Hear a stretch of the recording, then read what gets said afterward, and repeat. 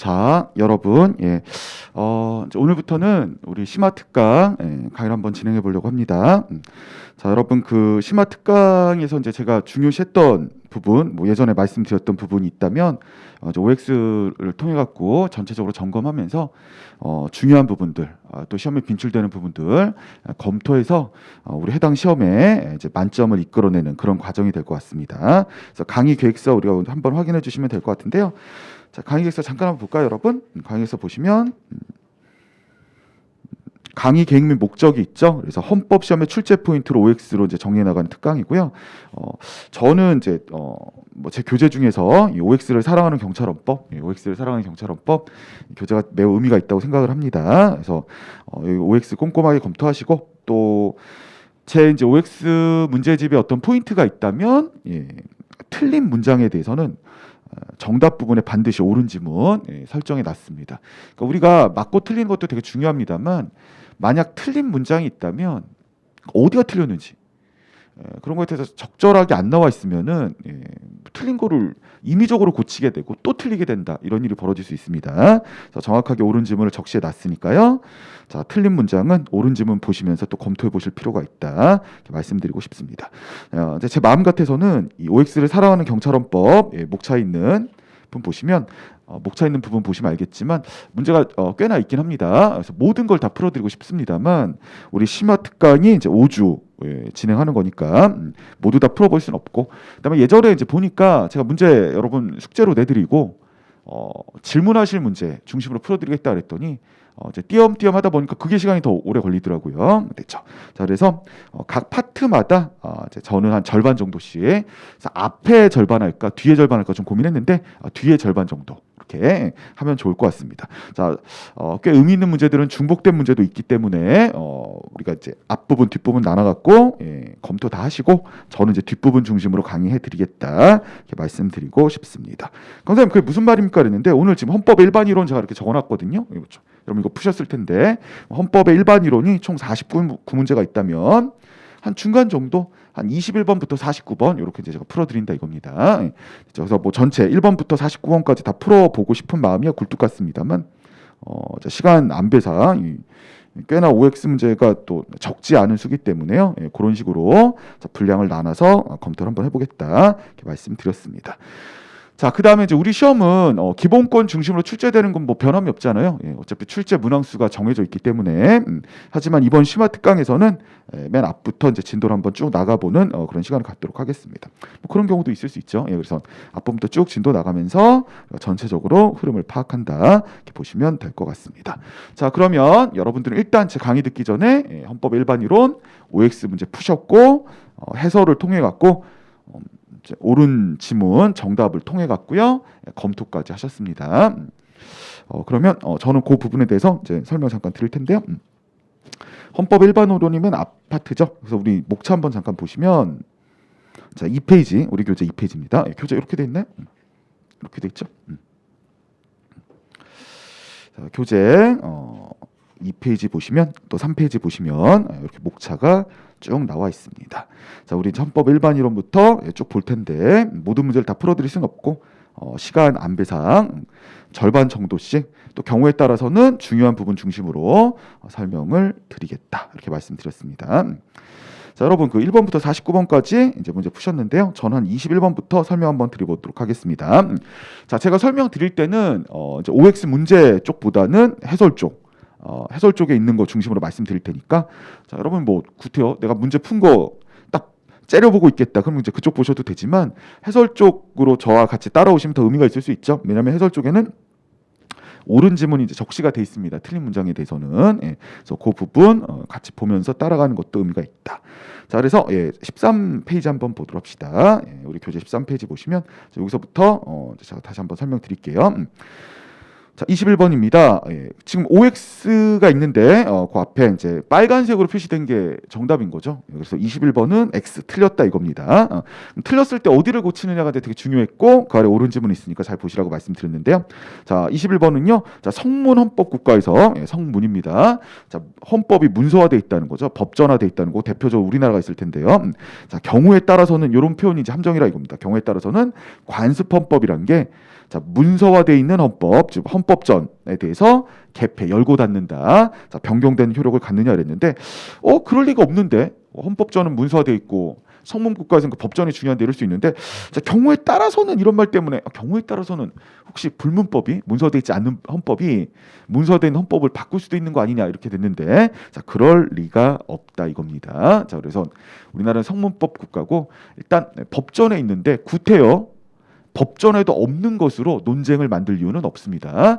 자, 불문헌법을 인정 안 한다는 소리는 아니죠. 근데 불문헌법은 보충적으로요.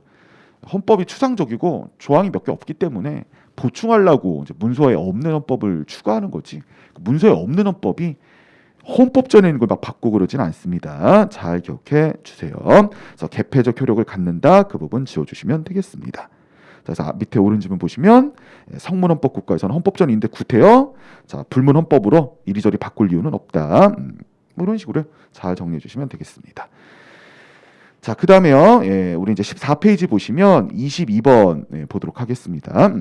자, 헌법재판소의 법률에 대한 한정 합헌 결정입니다. 특정 부분만 합헌 결정을 했는데 이게 합헌적 법률 해석과 차원을 달리하는 거냐 아니면 서로 관련이 있는 거냐 이렇게 얘기하는 건데, 자, 합헌적 법률 해석이라는 건 법률을 해석할 때 가능하면 헌법에 부합되게 해석해라 이런 소리가 되겠죠. 자, 그건 이제 이해가 됩니다. 뭐 수도 없이 말씀드렸습니다만 우리나라는 법의 서열이 있죠. 그래서 헌법이 가장 최상위 규범이고요. 자, 그다음에 법률 국회에서 만드는 거고요. 자, 그다음에 행정부가 법 만드는 것도 있습니다. 대통령령, 총리령, 부령. 행정부가 법 만드는 거는 그러니까 법적인 효력을 발생시키는 명령이다. 법규 명령이라고 얘기하고요. 자, 여기까지가 이제 중앙 정부고, 지방 정부 가면 지방의회가 만드는 조례가 있고, 자, 지방자치단체장, 뭐 서울시장이나 경기도지사 이런 분들이 만드는 법이 있어요. 규칙이라고 얘기하는 거죠. 자, 그런데 이제 국민의 대표가 만드는 법률, 이게 이제 법이란 게 어차피 추상적이기 때문에 해석하기가 좀 애매할 때가 있다 이겁니다. 자, 그럴 때는 웬만하면 상위법인 헌법에 부합되게 해석해달라. 자, 국민의 대표가 만든 법률과 국민이 직접 만든 헌법이 서로 맨날 충돌하고 이러면 뭔가 대표, 대의제에 대한 문제가 발생할 수 있다 이겁니다.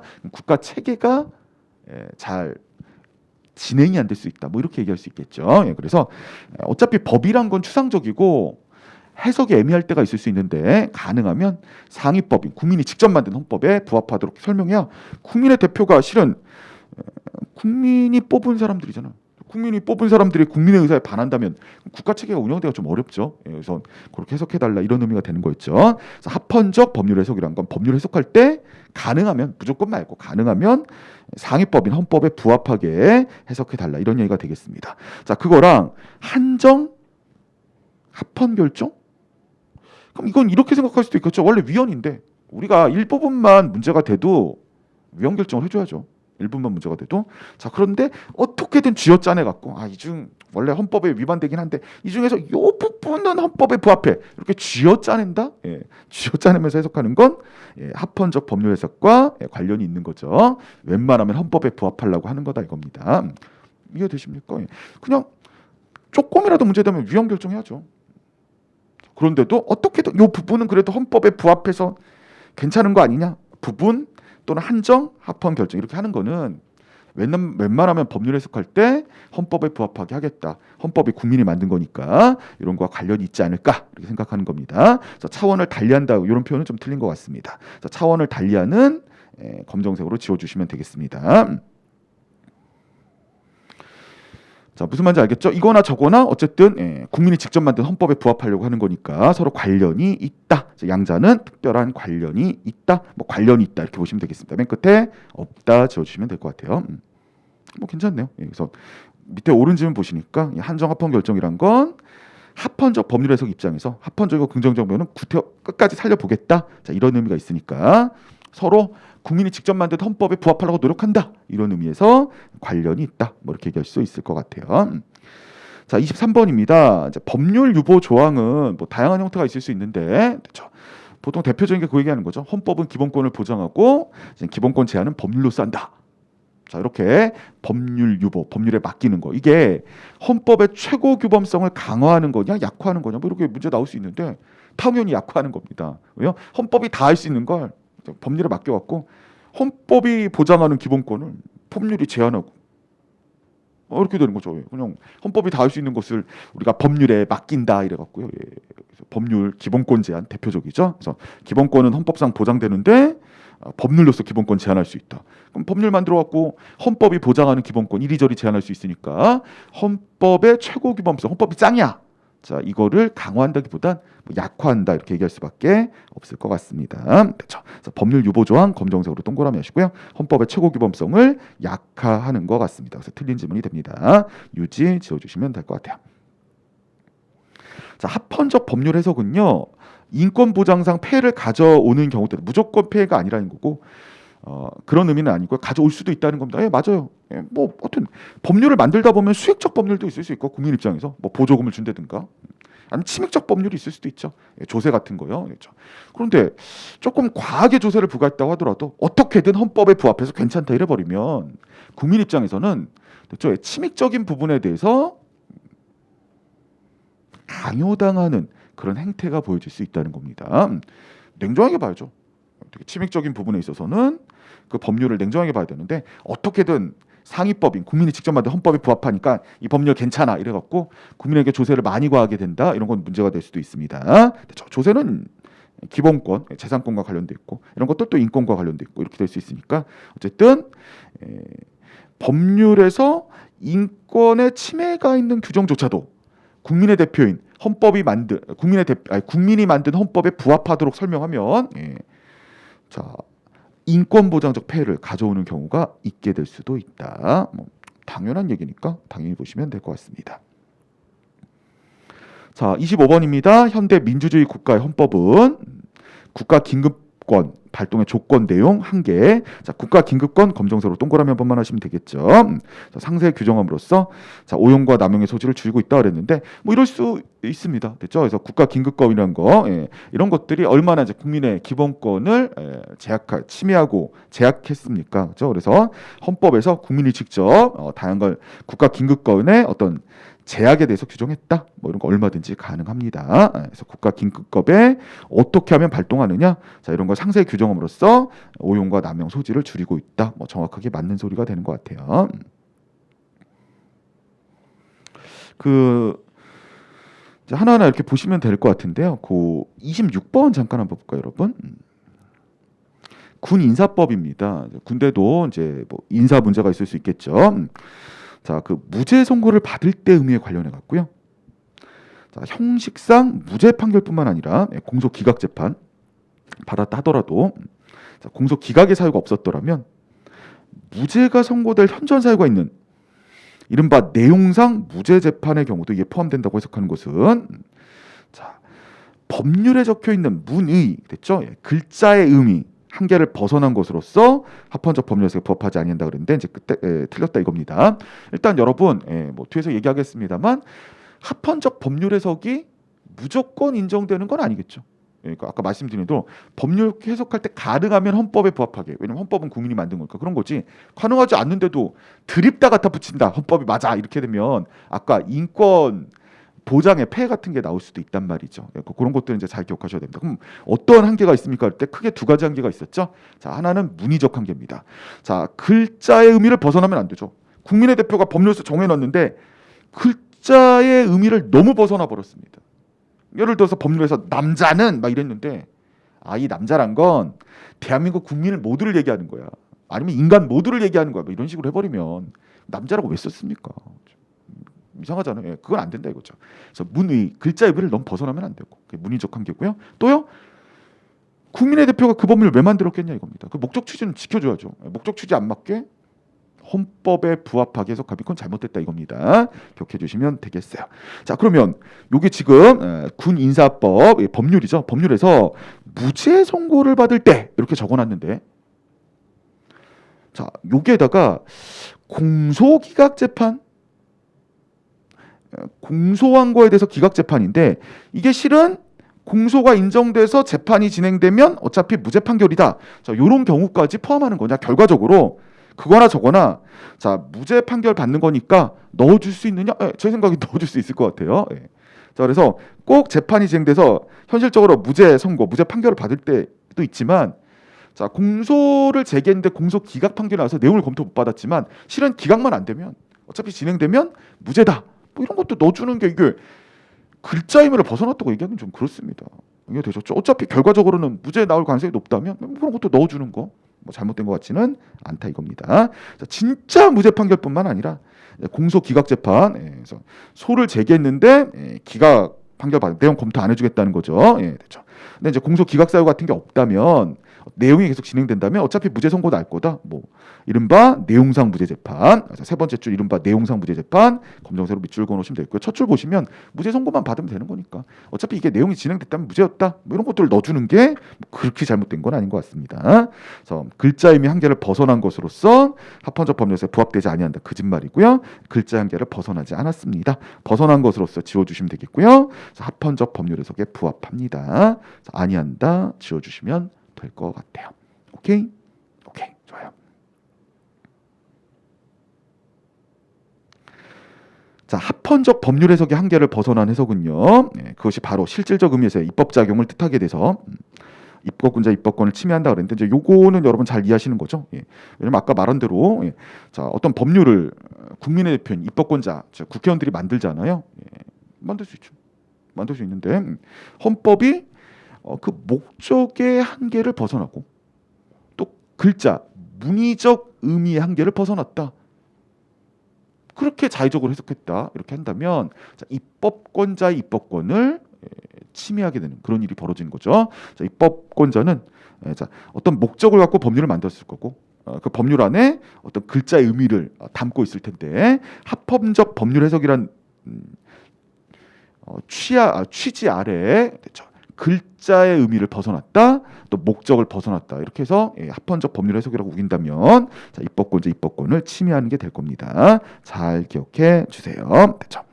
자, 그래서 우리가 이제 위에서도 말씀드렸고요, 앞으로도 말씀드리겠습니다만 목적론적 한계, 자 그다음에 문의적 한계 이런 건 지켜야 된다 이겁니다. 자, 합헌적 법률에서 한계를 벗어난 해석은요, 자 벗어난에 검정색으로 동그라미 해주세요. 자, 문의적 한계, 자 목적론적 한계 이렇게 벗어난 해석은 결국 그 해석을 한 사람, 헌재 재판관이면 헌재 재판관, 헌재 재판관이 본인이 법을 만든 거랑 똑같죠. 국회의원들이 열심히 법 만들었는데 그건 이런 뜻이 아니고 이런 뜻이야 이런 식으로 헌재 재판관 해석해 보면 헌재 재판관 본인이 입법 작용을 하는 거기 되기 때문에 우리 국회의원들 입법권자 입법권을 침해하게 되는 겁니다. 자, 침해 검정색으로 동그라미 해주시면 되겠습니다. 오케이? 저만 오케이.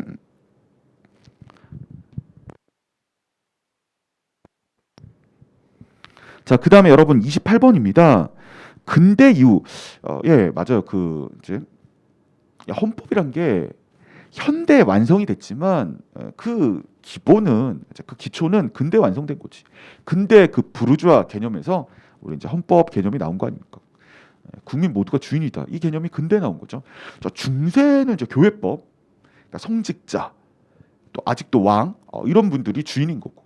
자, 근대 오면서 장난하냐? 이러면서요. 이 국민, 뭐 또 시민이라고 얘기하죠.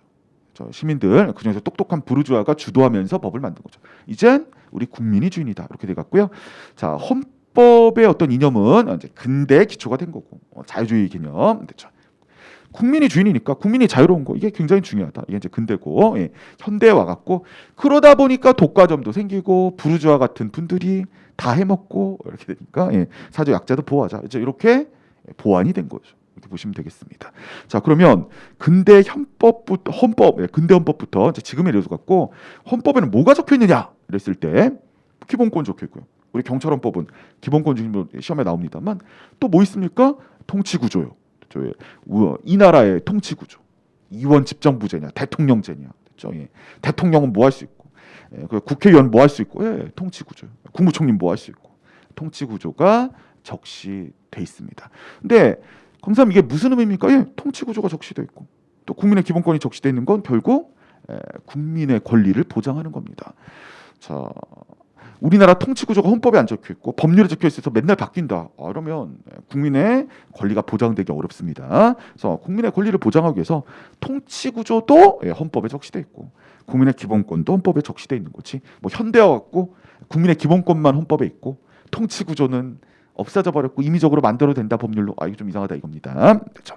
그래서 근대 이후부터는 조직 규범, 국가 조직이죠. 뭐 대통령제냐, 이원 집정부제냐, 의원 내각제냐, 자 이런 거 헌법 개념에 다 들어가 있었습니다. 자, 조직 규범으로서 헌법 개념도 헌법에 그대로 있습니다. 근대 이후에요. 자, 법률에 위임되지 않았고, 자 법률에 위임 지워주시면 되겠습니다. 그래서 주요 헌법 개념들은 그러니까 국가 조직과 관련된 헌법 개념들은 그대로 헌법에 남아 있고. 자, 그다음에 이제 부수적인 것들이 법률에 위임될 수 있겠죠.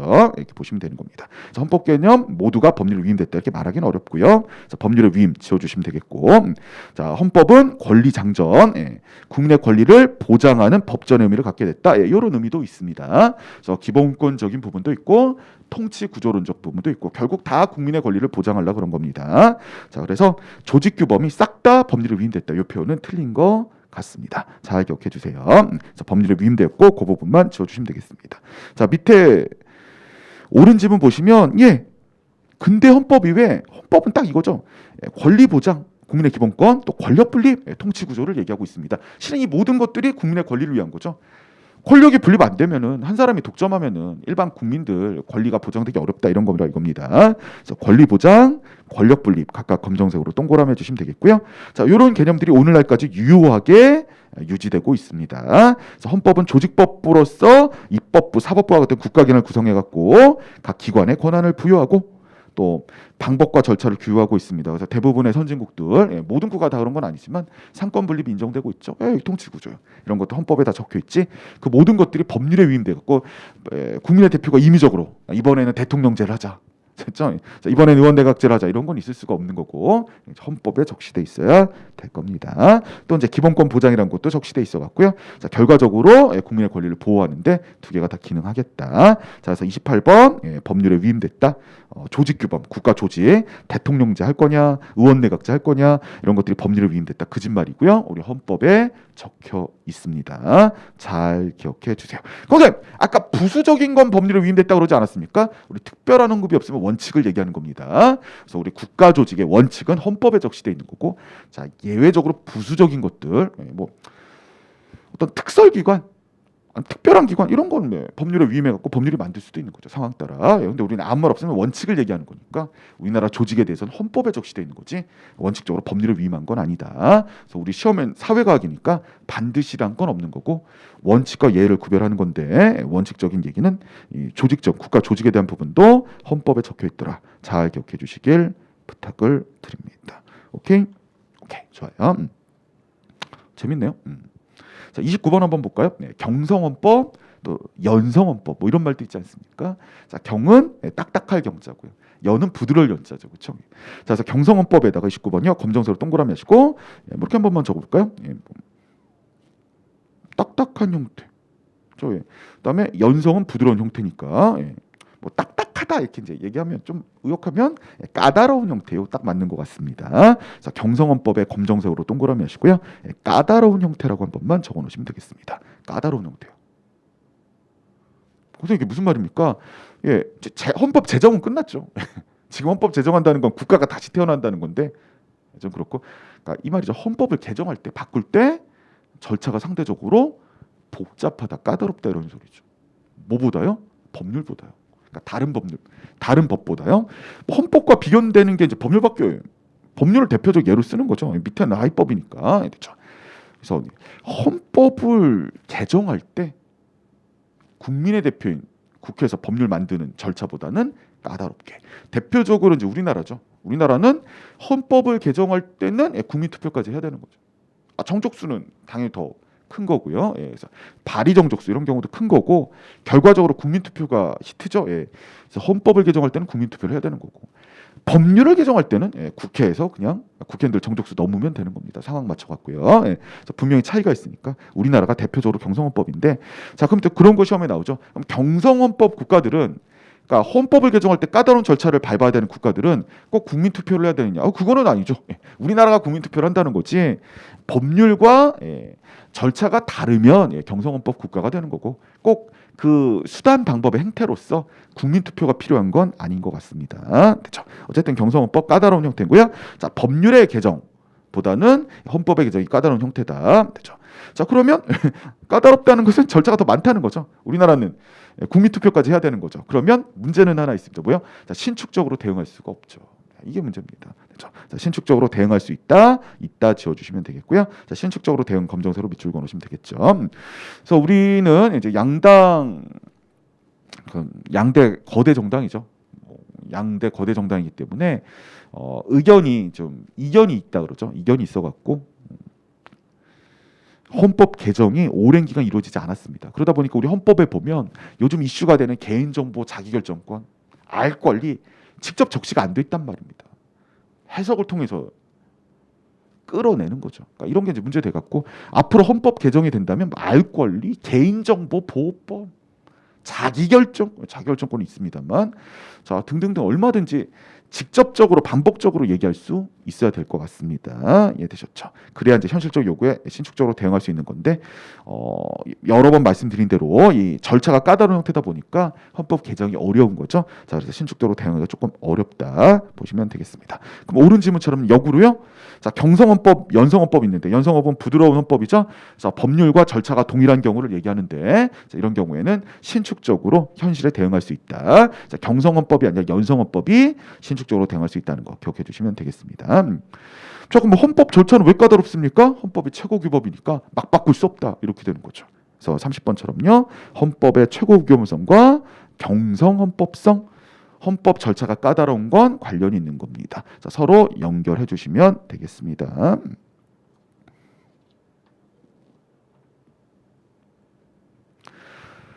자, 31번입니다, 여러분. 우리나라는 성문헌법 국가. 근데 헌법은 최상위 규범이니까 가장 추상적이고 조문이 몇 개 안 된단 말이죠. 조항이 몇 개 안 됩니다. 또 모든 헌법상을 빠짐없이 완전히 규율하는 것은 불가능하니까 보충적으로 법전에 없지만 헌법이라고 인정되는 것들 인정할 수 있을 겁니다. 이런 것들이 법전에 있는 즉 문서화된 성문헌법을 개폐할 수는 없지만 자, 보완은 할 수 있겠죠. 그래서 불문헌법 내지 관습헌법을 인정할 소지가 있습니다. 그래서 불문헌법 내지 관습헌법 검정색으로 밑줄 그어놓으시면 되겠습니다. 자, 32번이 합헌적 법률 해석 얘기하는 거죠. 어떤 법률에 대한 여러 갈래 해석이 가능할 때, 그러니까 문의적 한계, 목적적 한계 이거는 지켜야 됩니다. 자, 근데 그건 상관없이 여러 가지 해석이 가능하다. 이랬을 땐 웬만하면 국회 체계가 운영돼야 되니까 국민의 대표가 만든 법률과 국민이 직접 만든 헌법과 그렇죠? 부합하면 좋겠죠.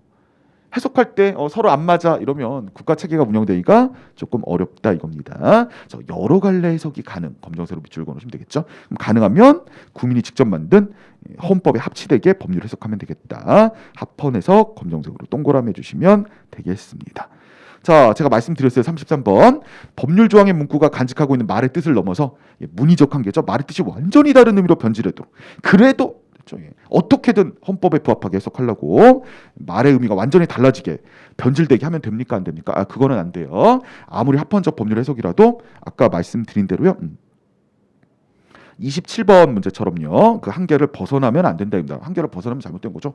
글자를 적어놨는데 그 글자와 다른 말을 하면 그럼 헌재 재판관이 알아서 법도 만들죠. 이렇게 된다 이겁니다. 그래서 국민의 대표가 따로 있고 상권 분립이 있기 때문에 거기에 맞춰갖고 해석을 해주셔야 됩니다. 그래서 문의적 한계, 목적적 한계 이런 건 지켜줘야 된다 이겁니다.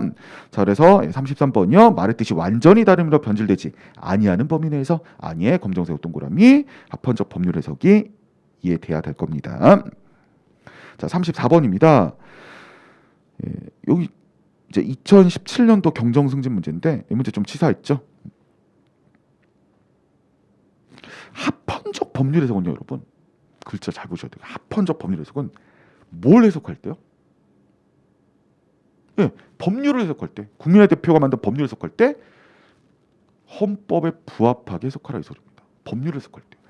하고 싶은 말, 헌법을 해석할 때 합헌적 법률 해석이라고 얘기하지 않습니다. 법률을 해석할 때 헌법에 부합하게 해석하라 이 소리지. 헌법을 해석할 때 헌법에 부합해라? 이게 아니잖아요 지금. 그렇죠.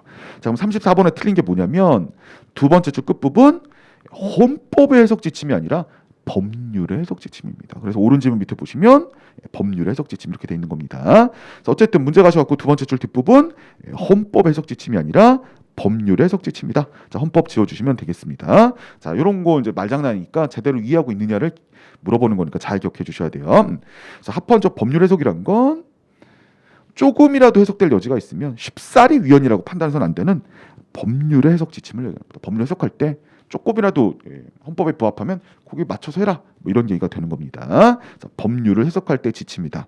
잘 기억해 주세요.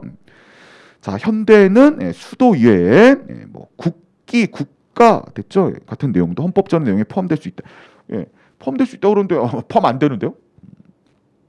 국기나 국가 이런 거 포함할 수 없는데 이런 말할 근거가 전혀 없죠. 그래서 뭐 수도도 헌법에 넣을 수 있는 거고 국기나 국가도 헌법에 포함할 수 있습니다. 뭐 이게 잘못됐다라고 말하긴 그렇다.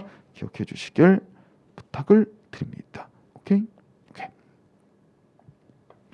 자, 그 다음에 여러분 그 36번 잠깐 보시면 제가 수도 없이 말씀드린 것입니다. 목적에 따른 거예요. 목적적 관계, 또 문의적 관계, 그 말을 바꿔놓은 거죠. 자, 입법자의 명백한 의지와 입법의 목적 헛되게 하는 내용으로 법률 조항을 해석할 수 없다는 법 목적에 따른 한계는요, 사법적 헌법 해석 기관에 의한 최종적인 헌법 해석으로 형해할 수 있기 때문에, 자, 헌재 해석권이란 걸 형해할 수 있기 때문에, 형해란 건 해골의 형태라 그랬죠. 그래서 무임이란 뜻이라 이겁니다. 자, 형해 아래다가 검정색으로 무임이라고 적어놓으시면 되겠습니다. 자, 그러니까 목적적 한계, 문의적 한계, 이건 인정할 수 없다. 왜요? 아니, 우리 헌재 재판관한테 헌법적 해석 권한을 줬는데 무슨 한계다 이래갖고 해석을 잘 할 수 없게 만든다면 이건 헌법재판관, 여기서 말하는 사법적 헌법해석기관의 해석권을 무의미하게 하는 거니까 문제되는 거 아니야 그랬는데, 자, 여러 번 말씀드립니다만 그 헌법재판소 재판관의 헌법적 해석권이라는 것 자체가 해석이라는 게 임의적으로 막 할 수는 없는 겁니다. 만약 해석을 임의적으로 막 한다면 그냥 헌법재판소 재판관이 법 만들죠. 이런 상황이 벌어지는 거니까 여기서 이제 입법권이 중요하다. 됐죠. 자, 그래서 아무리 합헌적 해석을 하려고 해도 문의적 한계, 목적적 한계, 이건 지켜야 된다 이겁니다. 그럼 법 목적에 따른 한계, 두 번째 줄 검정색으로 밑줄 그어놓으시고요. 자, 이런 것들은 해석의 기본 원리이기 때문에 사법적 헌법 해석기관, 즉 헌재 재판관님들의 최종적 헌법 해석권을 무의미하게 한다. 아니, 목적의 한계를 벗어나면 무의미해집니까? 그건 아니라 이겁니다. 그래서 형해하다고 볼 수도 없습니다. 무의미하게 만드는 게 아니기 때문에요. 형해할 수 있으므로 그 부분 지워주시면 되겠죠. 목적에 따른 한계. 자, 그다음에 문의적 한계, 이거 얼마든지 인정해야 됩니다. 그 범주 안에서 해석을 해야 될 겁니다. 그래서 인정될 수 있습니다. 그래서 없다 지워주시면 될 것 같아요. 그렇죠? 범주 안에서 해석한다고 헌재 재판관의 해석권이라는 게 무의미해진다 이렇게 말할 수는 없습니다. 그래서 서로 조율해가면서 가야 되는 겁니다. 그래서 인정될 수 있다. 뭐가요? 한계라는 것들이요. 잘 기억해 주세요. 오케이? 오케이. 좋아요. 자, 그러면 여러분 우리 한 10분만 쉬었다가 계속 진행해 보도록 하겠습니다. 10분만 쉬었다 갈게요. 공무원 합격! 에듀윌 합격 패스!